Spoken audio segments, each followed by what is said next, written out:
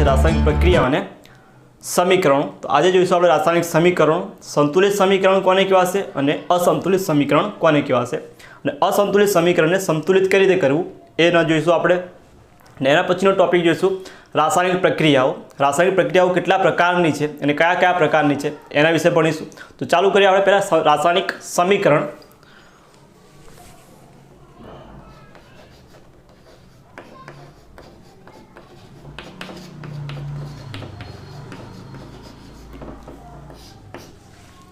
रासायनिक समीकरण, तो रासायनिक समीकरण जे छे आपने बे प्रकारना, एक तो हशे जेने आपणे असंतुलित रासायनिक समीकरण कहीशुं,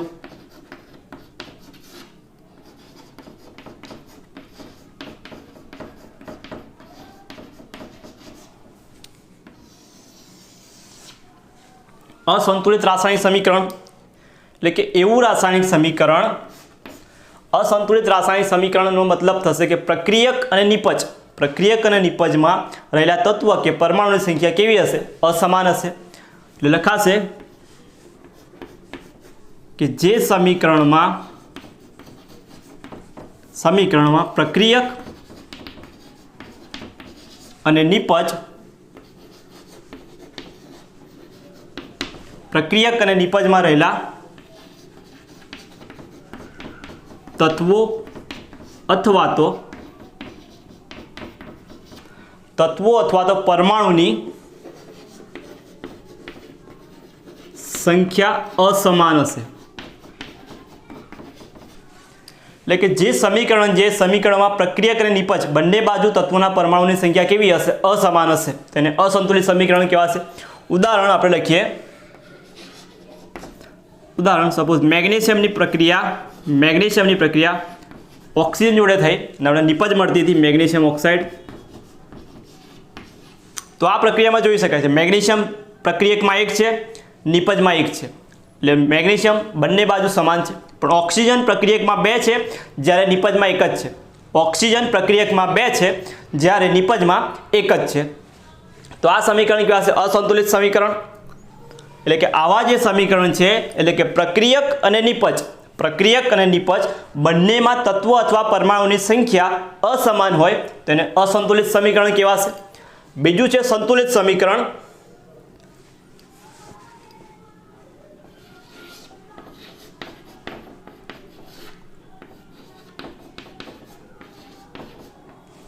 संतुलित रासायनिक समीकरण,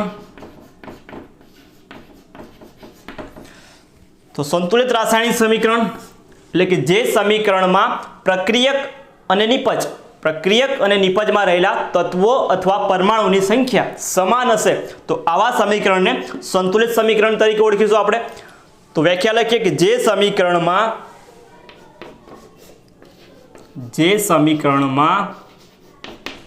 રાસાયણિક સમીકરણમાં પ્રક્રિયક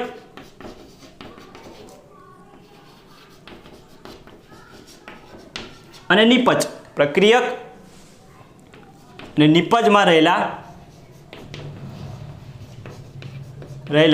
તત્વોની સંખ્યા અથવા પરમાણુની સંખ્યા સમાન હોય, એટલે કે જે સમીકરણમાં પ્રક્રિયક અને નિપજમાં રહેલા તત્વો અથવા પરમાણુની સંખ્યા બંને બાજુ જમણી બાજુ અને ડાબી બાજુ બંને બાજુ તત્વો અને પરમાણુની સંખ્યા સમાન થાય તો આ સમીકરણને સંતુલિત સમીકરણ કહેવાશે। ઉદાહરણ જોઈએ આપણે સંતુલિત સમીકરણનું। સંતુલિત સમીકરણ સપોઝ મેગ્નેશિયમ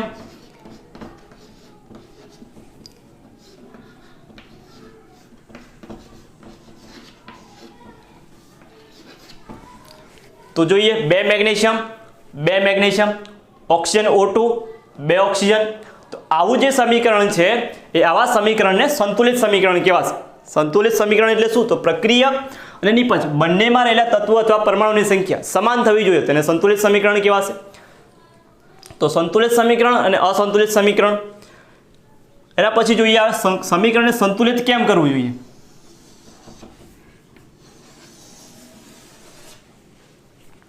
સમીકરણને સંતુલિત કેમ કરવું જોઈએ? તો પ્રક્રિયામાં રહેલા અથવા સમીકરણમાં રહેલા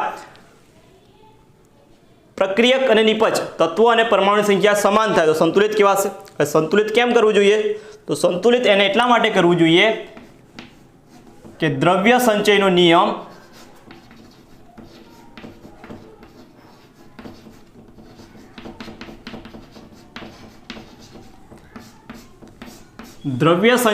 એવું કહે છે કે રાસાયણિક પ્રક્રિયામાં ભાગ લેતા જે બી છે એનું દળ કેવું થવું જોઈએ? સમાન થવું જોઈએ. એટલે દળ જે છે અથવા જે દ્રવ્ય જે છે એનું સર્જન કે વિનાશ શક્ય નથી. એવું કહે છે કે દ્રવ્ય એટલે કે દ્રવ્યનું સર્જન કે વિનાશ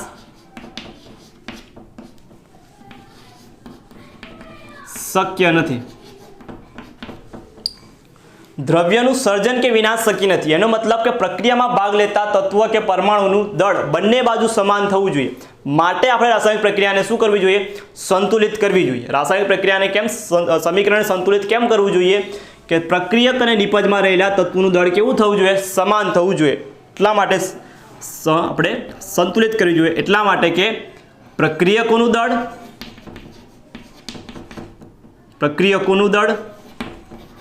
બરાબર નિપજોનું દળ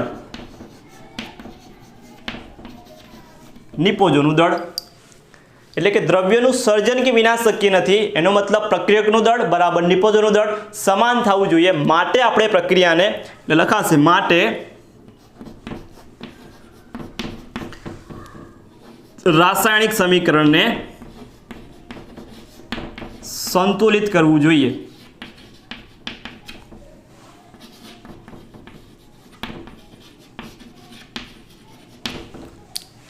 રાસાયણિક સમીકરણને સંતુલિત કેમ કરવું જોઈએ? તો કે દ્રવ્ય સંચયનો નિયમ એવું કહે છે કે દ્રવ્યનું સર્જન કે વિનાશ શક્ય નથી. દ્રવ્યનું સર્જન કે વિનાશ શક્ય નથી એનો મતલબ કે રાસાયણિક પ્રક્રિયામાં જે પ્રક્રિયકો છે અને નિપજ છે સમીકરણમાં આપણે પ્રક્રિયકોનું નિપજ લખ્યું તો બંને બાજુ દળ સમાન કરવા માટે સમીકરણને શું કરવું પડે? સંતુલિત. સંતુલિતનો મતલબ શું થાય? કે બંને બાજુ તત્વો અને પરમાણુ સંખ્યા સમાન થવી જોઈએ. સમાન થશે તો દળ પણ કેવો આવશે? બંને બાજુ પ્રક્રિયક અને નિપજનું દળ સમાન આવશે. તો માટે રાસાયણિક પ્રક્રિયા જે છે સમીકરણ એને આપણે સંતુલિત કરવું જોઈએ. એના પછીનું છે કે રાસાયણિક સમીકરણ અથવા જે રાસાયણિક સમીકરણ સંતુલિત કર્યું એના પરથી આપણને કઈ માહિતી મળશે? તો પ્રક્રિયામાં ભાગ લેતા નિપજ અને પ્રક્રિયકોના મોલ વિશે માહિતી મળશે. તો પ્રક્રિયક અને નિપજોના મોલની ખબર પડશે. મોલ વિશે જાણકારી મળશે.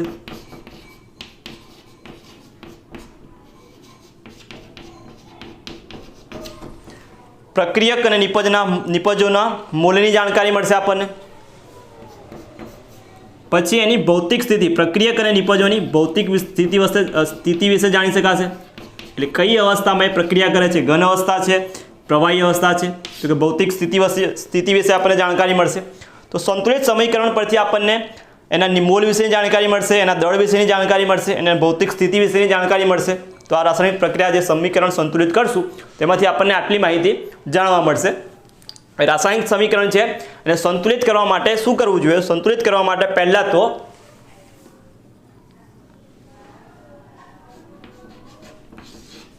તો શબ્દ સમીકરણ છે અને રાસાયણિક સમીકરણમાં લખવાનું. એટલે રાસાયણિક સમીકરણ લખશું પહેલા તો.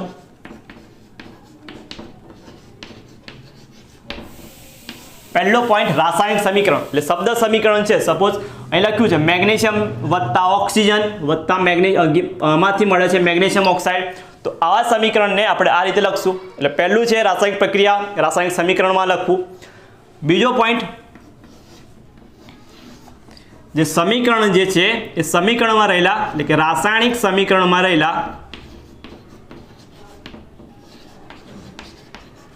રહેલા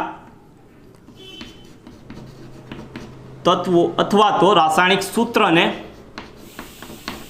સૂત્રોને આ રીતે બોક્સમાં લખશું.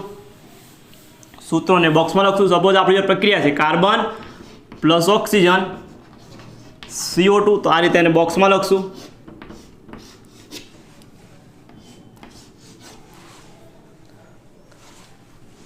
ત્રીજો પોઈન્ટ તેમાં રહેલા તત્વોને એટલે કે તત્વોની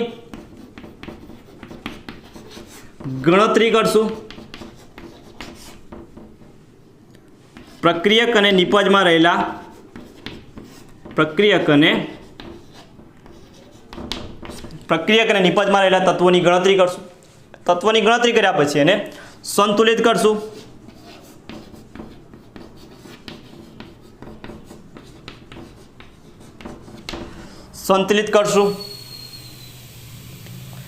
લાસ્ટ પોઈન્ટ કે એની ભૌતિક સ્થિતિ લખશું. પ્રક્રિયક અને નિપજની ભૌતિક સ્થિતિ વિશે લખશું. સંતુલિત કરશું પછી એની ભૌતિક સ્થિતિ વિશે લખશું. ભૌતિક સ્થિતિમાં જો ઘન અવસ્થામાં હશે તો એને માટે S લખાશે. જો પ્રક્રિયક અથવા નિપજ પ્રવાહીમાં હશે તો એને L લખાશે. વાયુ હશે તો એના માટે G લખાશે. જલીય એટલે કે દ્રાવણ બનાવેલું હશે, જલીય દ્રાવણ, તો એના માટે aqueous લખાશે. એ બીજું બધું છે તાપમાન, દબાણ છે એરોની ઉપર લખીશું. તો આટલા સ્ટેપ યાદ રાખીશું. રાસાયણિક સમીકરણમાં ફેરવીશું. બીજો પોઈન્ટ, રાસાયણિક સમીકરણમાં રહેલા તત્વો અથવા સૂત્રો અથવા સંજ્ઞા જે બી છે એને આપણે બોક્સમાં લખશું. બોક્સમાં લખવાનો એનો મતલબ કે બોક્સની બહાર જે બી નંબર લખશું એટલે બોક્સની અંદર લખેલા તત્વો સૂત્રો જે છે એમાં કોઈ પણ ફેરફાર કરવાનો નથી. રાસાયણિક સંતુલન કરતી વખતે બોક્સમાં રહેલા સૂત્રોમાં કોઈ પણ પ્રકારનો ફેરફાર કરવાનો છે નહીં. જે પણ ફેરફાર છે એ બોક્સની બહાર લખશું. CO2 જે છે સપોઝ સંતુલિત કરતા, ધારો કે સંતુલિત કરતા 2 આયા, 2 કાર્બન, તો કાર્બન અહીં 2 નહીં લખ્યું. કાર્બન જે છે સપોઝ 2 થયા તો 2 અહીં નહીં લખીએ પણ કઈ લખશું? 2 બોક્સની બહાર લખશું. એટલા માટે બોક્સ બનાવ્યું કે જેથી અંદર રહેલા સૂત્રો જે છે એ સૂત્રોમાં કોઈ પણ પ્રકારનો ફેરફાર કરવાનો નથી. લખ્યા પછી પ્રક્રિયક અને નિપજમાં રહેલા તત્વોની તો ગણતરી કરીશું. કાર્બન કેટલા પ્રક્રિયકમાં? 1, ઓક્સિજન 2 છે. આ બાજુ નિપજમાં કાર્બન 1 છે, ઓક્સિજન 2 છે એટલે ગણતરી કરીશું.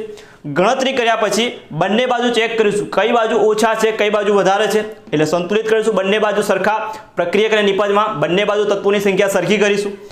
સંતુલિત કર્યા પછી જે તે પ્રક્રિયક અને નિપજ છે એની ભૌતિક સ્થિતિ વિશે લખીશું. જો ઘન અવસ્થામાં હશે તો S લખીશું, પ્રવાહી હશે તો L લખીશું, વાયુ હશે તો G લખીશું, જેનું જલીય દ્રાવણ હશે તો એના માટે aqueous લખીશું. અને વધારાનું જે છે કે જે એરો પર એટલે કે ગિવ્સ જે એરો કર્યો એરો પર લખીશું તાપમાન છે, દબાણ છે, ઉદ્દીપક વાપર્યો તો ઉદ્દીપક લખીશું, ઉત્સેચક લખીશું. તો આ બધું જે છે એ એરો પર લખીશું. તો આ તો આપણું રાસાયણિક સમીકરણ સંતુલિત અસંતુલિત શા માટે સંતુલિત કરવું જોઈએ એનાથી આપણને શું જાણવા મળશે અને કઈ રીતે સંતુલિત કરવું, સંતુલિત કઈ રીતે કરવું એના તબક્કા લખ્યા. હવે તબક્કાવાર જે છે આપણે ઉદાહરણ દ્વારા સમજીએ કે કઈ રીતે આપણે સંતુલિત કરીશું. સપોઝ આપણું જે ઉદાહરણ છે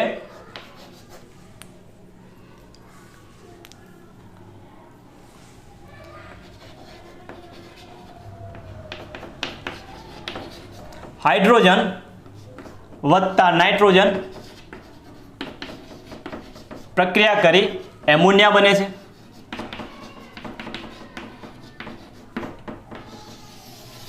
આપણે શબ્દ સમીકરણ છે, શબ્દ સમીકરણને આપણે રાસાયણિક સમીકરણમાં રૂપાંતર કરીએ. હાઇડ્રોજન જે છે એને લખાશે H2.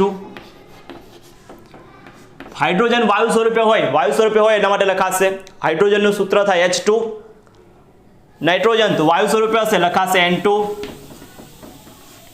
પ્રક્રિયા કરી બને છે એમોનિયા. એમોનિયાનું સૂત્ર લખ્યું તો આપણે NH3. આ થયું આપણું રાસાયણિક સમીકરણ કે H2 + N2 એમાંથી આપણને મળે છે NH3. સમીકરણને બોક્સમાં લખી નાખીએ સૂત્ર જે છે બધા.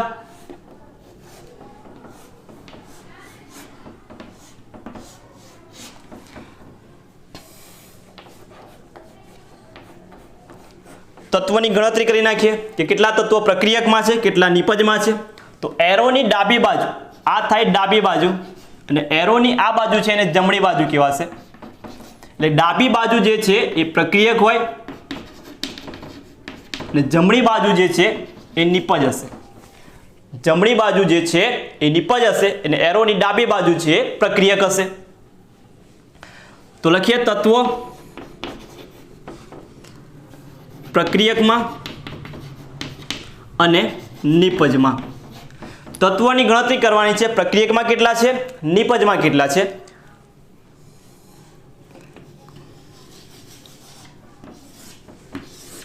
કયા કયા તત્વો છે? તો પ્રક્રિયકમાં જો H2 મતલબ હાઇડ્રોજન છે, N2 મતલબ નાઇટ્રોજન છે. તો બે તત્વો પ્રેઝન્ટ છે, બે તત્વો હાજર છે પ્રક્રિયક અને નિપજમાં, હાઇડ્રોજન અને નાઇટ્રોજન. ગણતરી કરીએ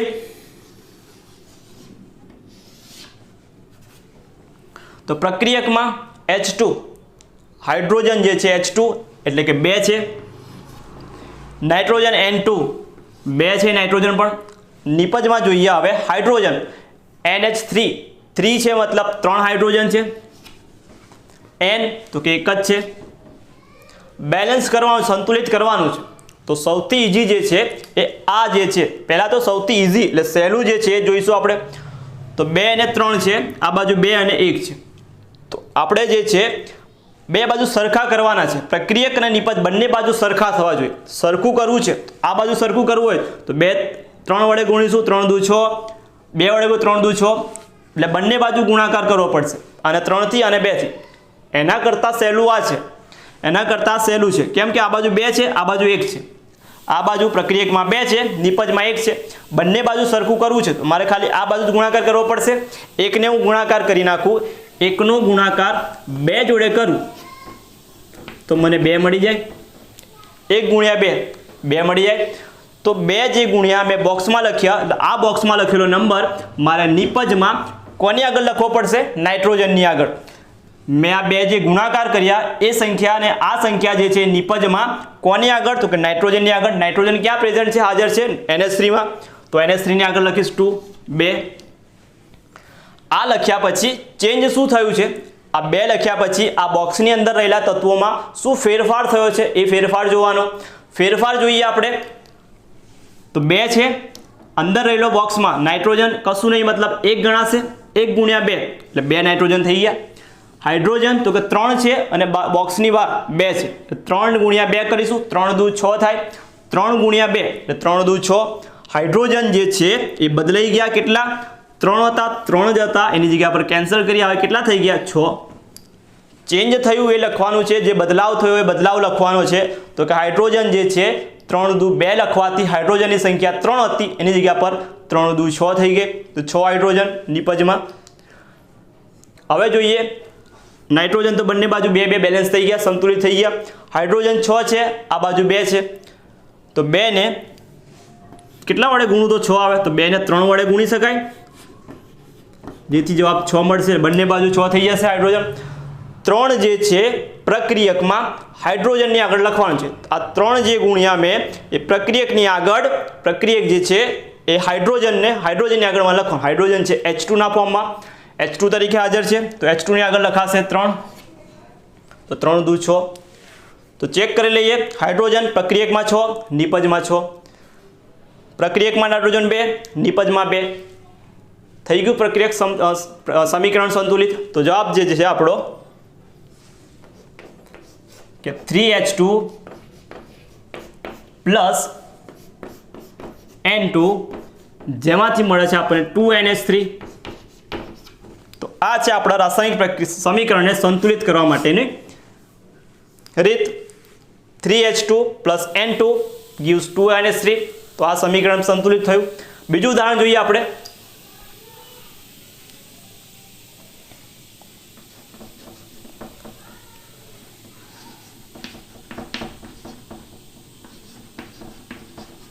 સોડિયમની પ્રક્રિયા પાણી સાથે થાય છે ને નિપજ મળે છે આપણને સોડિયમ હાઇડ્રોક્સાઇડ.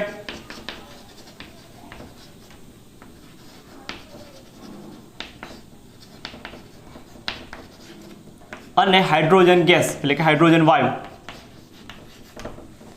સોડિયમની પ્રક્રિયા પાણી સાથે થઈ સોડિયમ હાઇડ્રોક્સાઇડ અને હાઇડ્રોજન મળે છે. તો શબ્દ સમીકરણને રાસાયણિક સમીકરણમાં ફેરવે. પહેલું સ્ટેપ આપણું સોડિયમ ધાતુ છે, ધાતુનો સંજ્ઞા જે છે N લખાશે એટલે N પ્લસ પાણીનું સૂત્ર થાય H2O. પાણીને સૂત્ર જે છે H2O થાય. સોડિયમ હાઇડ્રોક્સાઇડ જે છે સોડિયમને સંજ્ઞા Na plus sodium ion Na plus ને હાઇડ્રોક્સાઇડ જે છે OH માઇનસ. તો બંનેની સંયોજકતા સમાન હોય, તો એને કટ કરીશું. તો પ્લસ માઇનસ કેન્સલ, બાકી રહ્યું એ લખવાનું NaOH. તો ફોર્મ્યુલા જે છે આપણું સૂત્ર જે છે એ NOH પ્લસ હાઇડ્રોજન, તો હાઇડ્રોજન વાયુના સ્વરૂપમાં હશે એટલે H2.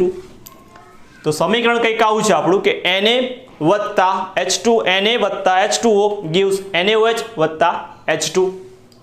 તો સમીકરણને બોક્સમાં લખી નાખીએ સૂત્ર જે છે બધા.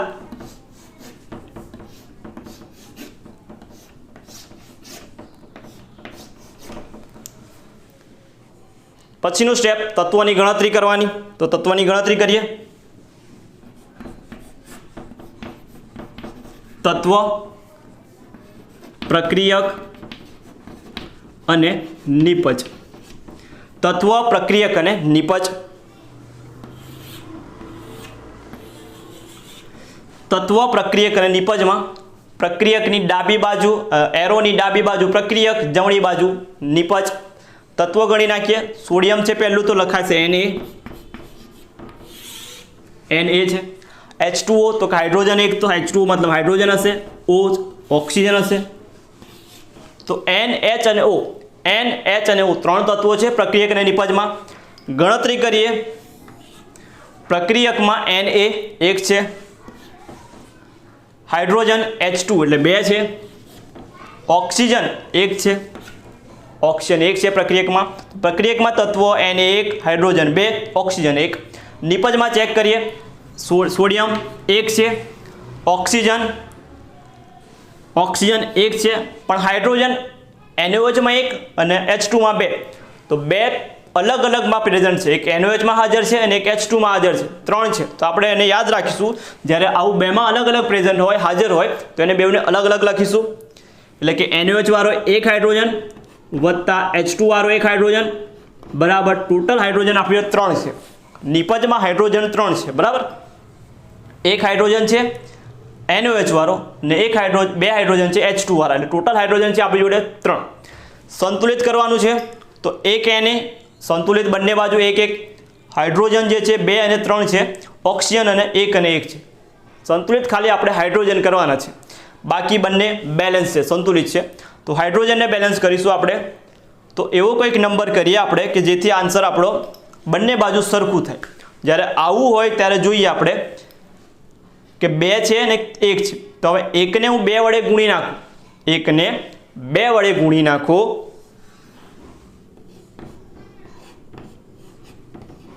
તો 2 એકા 2, 2 ને 2 4, એટલે 3 ની જગ્યા પર 4 થઈ જાય. હવે 1 હાઇડ્રોજન હતો એને હું 2 વડે ગુણી નાખું એટલે 2 હાઇડ્રોજન થઈ ગયા, એટલે 2 + 2 4 થઈ જાય. આ બાજુ હવે મારે 4 લાવવા હોય, આ બાજુ મારે 4 લાવવા હોય તો ઈઝી થઈ જાય 4 લાવવા માટે. તો સૌથી ઈઝી શું છે? 2 ને 2 વડે ગુણી નાખું તો આ બાજુ બી 4 થઈ જાય. તો એવો કોઈક નંબર શોધ્યો આપણે જેથી કરી 2 ને સહેલાઈથી ગુણી અને જવાબ લાવી શકાય. તો 2 ને 1 ને 2 વડે ગુણ્યા તો 2 ને 2 4. તો 4 લાવવા છે 2 માટે તો 2 × 2 કરો 4 આવી જાય. તો હવે જે ગુણાકાર કર્યો સંખ્યા એ લખી નાખીએ. સંખ્યા 1 2 છે એ 1 હાઇડ્રોજન વાળાની આગળ લખવાનું છે. 1 વાળો મતલબ NaOH વાળાની આગળ લખશું આપણે 2. પછી આ બાજુ હાઇડ્રોજન જે છે એ પ્રક્રિયક વાળામાં 2 લખવાના છે તો અહીં 2 લખાશે. હવે જે ચેન્જ થયો, બદલાવ થયો એ જોઈ લખી નાખીએ. પહેલાં પ્રક્રિયકમાં જોઈએ તો 2 ને 2 4 હાઇડ્રોજન, ઓક્સિજન અંદર 1 થાય એટલે 1 × 2 એટલે 2 એકા 2, 1 × 2 એટલે 2 એકા 2 એટલે 1 હતો, ઓક્સિજન 2 થઈ ગયા. ઓક્સિજન ચેન્જ થઈ ગયા, 2 થઈ ગયા. આ બાજુ નંબર લખ્યો તો અહીં શું ચેન્જ થયો? સોડિયમ 1 હતો, 1 × 2 એટલે 2 થઈ ગયા ઓક્સિજન, સોડિયમ. હાઇડ્રોજન તો 2 થયા, ઓક્સિજન પણ 2 થઈ ગયા. તો જોઈએ તો સોડિયમ એકલું બાકી રહ્યું. સોડિયમ પ્રક્રિયકમાં 1 છે, નિપજમાં 2 છે. Hydrogen 4, hydrogen 4, oxygen 2, oxygen 2. Sodium એકલું બેલેન્સ કરવાનું છે. તો 2 લાવવા છે મારે. તો 2 લાવવા માટે 1 છે અને બીજી બાજુ 2 છે. તો 1 ને હું 2 વડે ગુણું તો 2 થઈ જાય. તો 2 વડે ગુણી નાખીએ અહીં આપણે. તો પ્રક્રિયકને 1 છે 2 વડે ગુણ્યો તો 1 × 2 2 થઈ જાય. તો પ્રક્રિયકમાં સોડિયમની આગળ 2 લખવાના છે. પ્રક્રિયકમાં સોડિયમની આગળ 2 તો 2 Na એટલે 2 Na. ચેક કરી લઈએ. પ્રક્રિયકમાં Na 2, નિપજમાં પણ 2.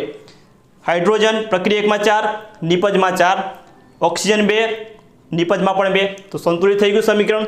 તો આપણો જે જવાબ જે છે એ જવાબ કંઈક આવો થશે 2 Na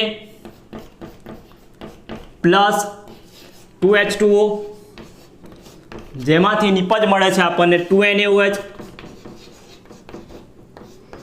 પ્લસ H2 તો આ આપણો જવાબ થશે. તો સમીકરણ સંતુલિત કરવા માટે પહેલા તો શબ્દ સમીકરણ છે રાસાયણિક સમીકરણમાં ફેરવવો. રાસાયણિક સમીકરણમાં ફેરવ્યા પછી તત્વોની ગણતરી કરો. તત્વોની ગણતરી કર્યા પછી સંતુલિત કરો કે કઈ બાજુ પરમાણુ વધારે ઓછા છે. તો બંને બાજુ સરખા કરીશું. સરખા કર્યા પછી એનો જવાબ જે છે એ જવાબ લખીશું.